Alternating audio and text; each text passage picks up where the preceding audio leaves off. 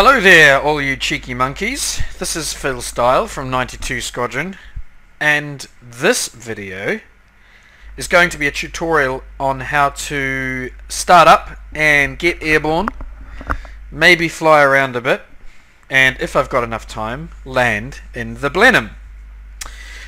So if you're one of these fighter jocks who have decided you've had enough with going round and round in circles over Hawkinge, and you want to try something a little bit different, and you want to fly a 20, the Blenheim might just be for you.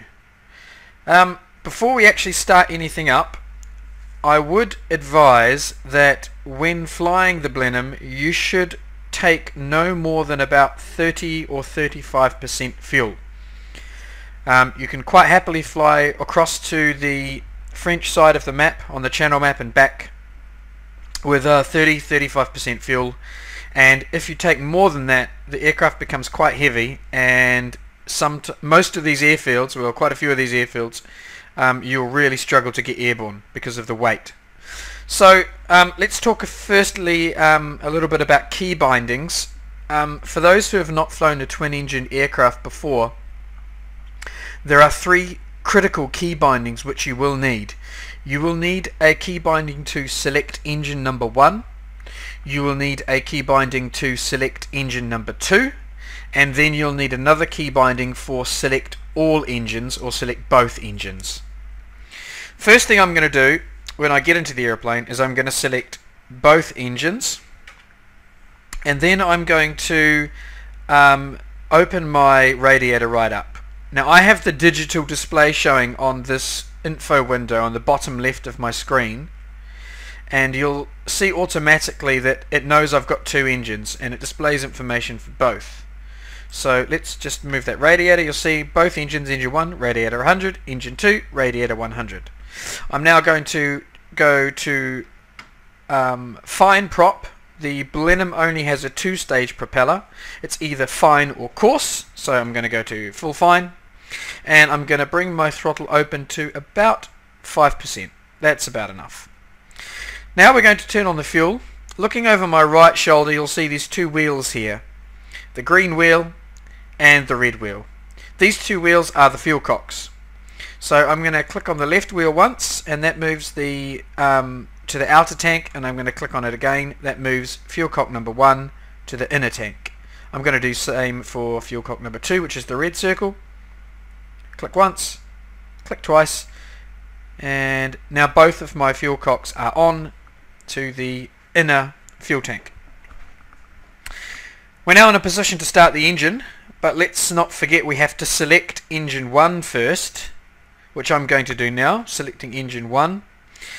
Now, because I'm starting one engine and the engine is to the side of the airplane, when I start the engine the aircraft's going to start twisting. So I'm going to put the chocks in first. So chocks are in. Now let's start engine number 1, and with engine number 1 selected, all you need to do is just press the standard button you use for start engine. So there you go, really quickly she's fired up. Now I'm going to select engine 2. So engine 2 is selected, and I'm going to press the start button again. And there we go, both engines ticking away. Now don't forget to select both engines again, because if I throttle up now I'll just be throttling up on the engine number 2 over there. So both engines, and remove the chocks.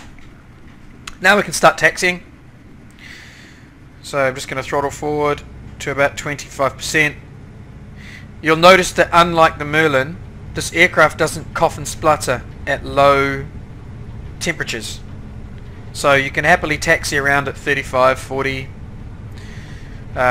throttle. It's no trouble at all. Right, I'm just going to look for a valid kind of takeoff path. I'm not going to bother taxiing into wind or anything. Actually, no, that's the end of the airfield over there. I'm not going to bother taxiing into wind. I'm just going to point across the field and go full throttle. So here we go, full throttle now. I'm going to engage the boost cutout and then go full throttle again. So I'm at 110% throttle here.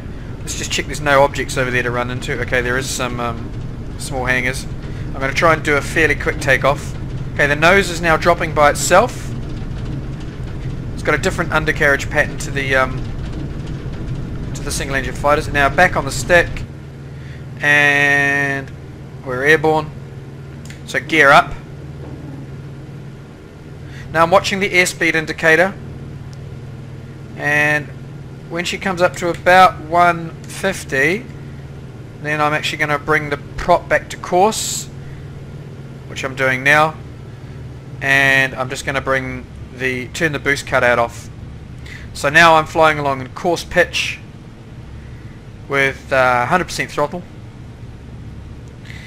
and trimming the aircraft out. So that's how we get airborne in the Blenheim. It's actually a remarkably easy process. What we might have a look at now is landing.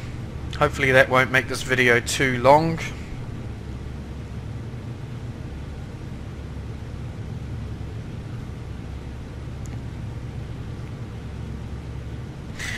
The Blenheim will comfortably fly along at course pitch, full throttle and a full open rad for a long time, especially if you're at low altitude. And you should be able to maintain 200 to 220 miles per hour in that configuration.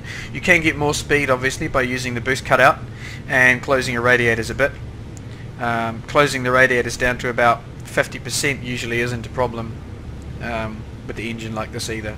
As usual though, just keep an eye on your temperatures. If it starts creeping up to about 80 on the oil temperature, 85, 80, then you need to be thinking about just reducing your efforts. Okay, that actually looks there to be the active runway. That is... no, it can't be, because if I land on that runway I'll be landing downwind. For some reason the runway markers are forcing me downwind. So I'm going to go to the other end of the runway. We're going to set up now for a landing. So reducing the throttle, my airspeed will start coming back, and we go to full fine propeller pitch. Just trimming out, speed's dropping.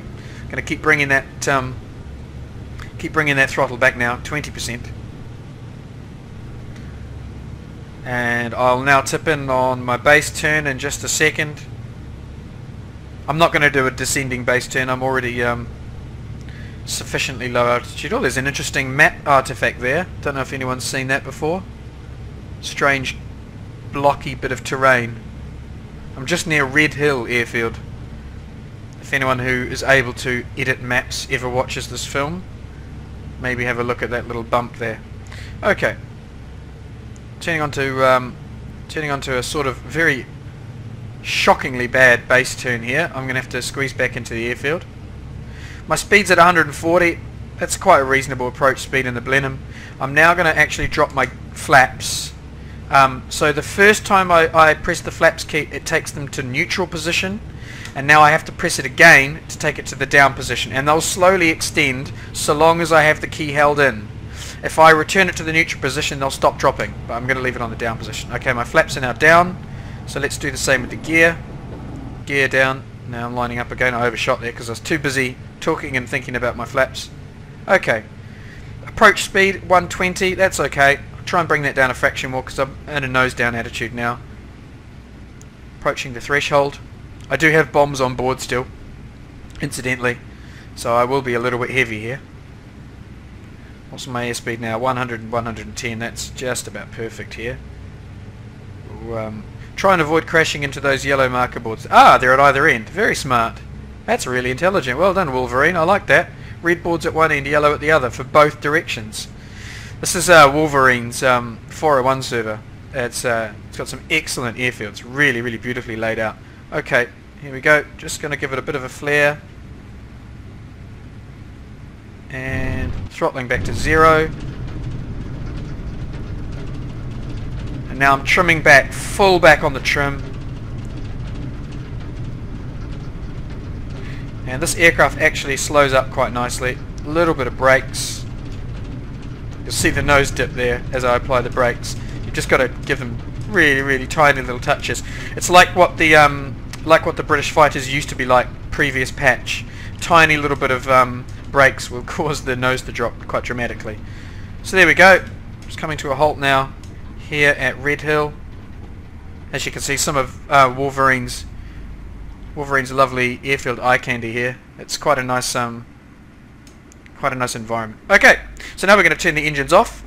So chocks in first. Let's select engine 2, and I'm just going to go over here and turn fuel cock number 2 off. I do actually have key bindings for these, but I'm using the mouse in this case just because not everyone will have keys bound for both fuel cocks. And now we select engine 1 and fuel cock 1, and there we go. I hope that was helpful. Encourage people who have never flown the Blenheim to give it a try. Having the twin engine set up maybe looks a little bit daunting at first, but to be honest, it's very easy to fly. It's a great airplane, and yeah, especially for fighter boys who have never given a shot, I encourage you to do so. Thanks for watching, everyone. I hope it was helpful. As usual, good luck and happy hunting.